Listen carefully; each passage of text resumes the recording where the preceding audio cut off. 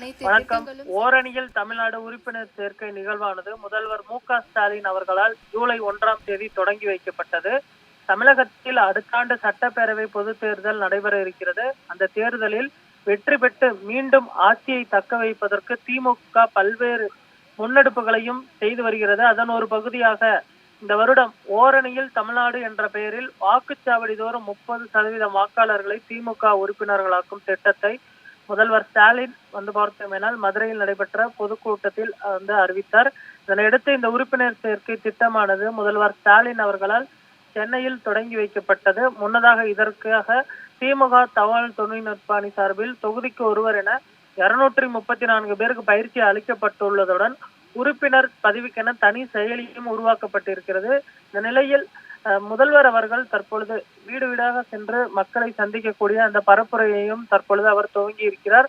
உடனுக்குடன் உறுப்பினர் சேர்க்கை அட்டையும் வழங்குவதற்கான அந்த பணிகள் தற்பொழுது முன்னெடுக்கப்பட்டு இருக்கிறது. பிரதான எதிர்க்கட்சியான அஇஅதிமுகவிற்கு முன்பாகவே தனது தேர்தல் பணிகளை தற்பொழுது திமுக துவங்கி இருப்பதும் குறிப்பிடத்தக்கது. 2026 சட்டமன்ற தேர்தல் ஒரு முக்கியத்துவம் வாய்ந்த ஒரு தேர்தலாக திமுக பார்க்கிறது.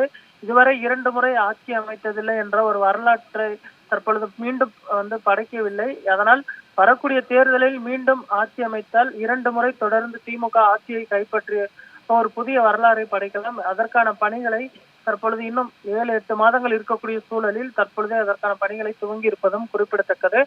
அமைச்சர்கள் அதே போன்ற எம்எல்ஏக்கள் அவரவர் தொகுதிகளுக்கு சென்று வீடு வீடாக திண்ணை பிரச்சாரம் செய்து மக்களிடம் எடுத்து சென்று அவர்கள் பார்த்தோம்னால் மக்களை திமுக உறுப்பினர்களாக சேர்க்கக்கூடிய நிகழ்வினை துவங்கி இருக்கிறார்கள். இதுவரை திமுகவிற்கு 2 கோடி உறுப்பினர்கள் இருப்பதாக சொல்லப்படக்கூடிய நிலையில் இதை 3 கோடி உறுப்பினர்களாக ஆக்க வேண்டும் என்று தற்பொழுது முதல்வர் திட்டமிட்டிருக்கிறார். அதே போன்று பாஜக மீதான அதிருப்தியை அறுவடை செய்ய தற்பொழுதே காய் நகர்த்த துவங்கி இருக்கிறது திமுக. மாநில உரிமைகளை முன்னிறுத்தி தேர்தலை சந்திப்பதற்கும் திமுக வியூகம் வகித்திருக்கிறது.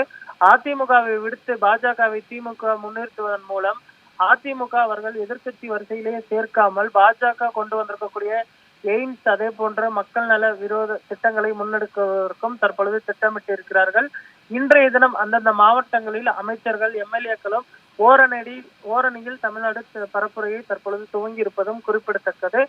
குறிப்பாக இவர்கள் 6 கேள்விகளை பார்த்தோமேனால் முன்வைத்து இந்த பரப்புரையை துவங்கி இருக்கிறார்கள்.